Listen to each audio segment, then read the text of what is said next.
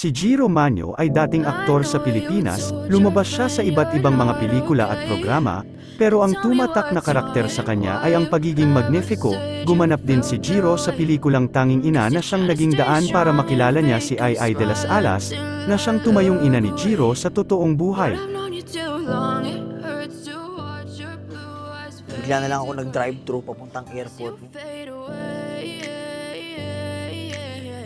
May nagsumbong sa akin na nagmamariwana siya ulit. Si Ai Ai ang nagmalasakit kay Jiro na may pasok sa rehab matapos itong matagpuan na pag-alagala sa Ninoy Aquino International Airport noong 2015. 1 year na po ako rito. Last year po ako bumalik dito noong May 17, 2022. Nakalabas ito noong Enero 2017 ngunit ibinalik rin noong Pebrero 2018 dahil labis na nag-alala si Ai Ai.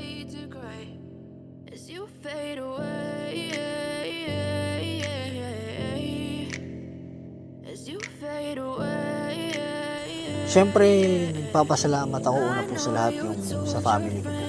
Dahil talagang naging supportive sila sa akin.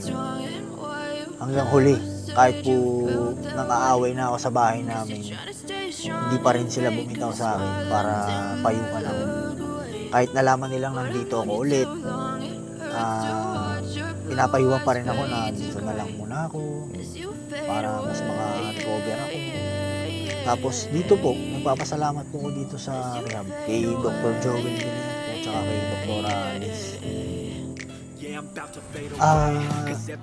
Ganun pa rin po, nagpapasalamat pa rin po ako dahil sa malaking tulong na ginawa niya nung nakaraan sa akin. Ngayon po, okay na ako ulit, naka-recover na ako.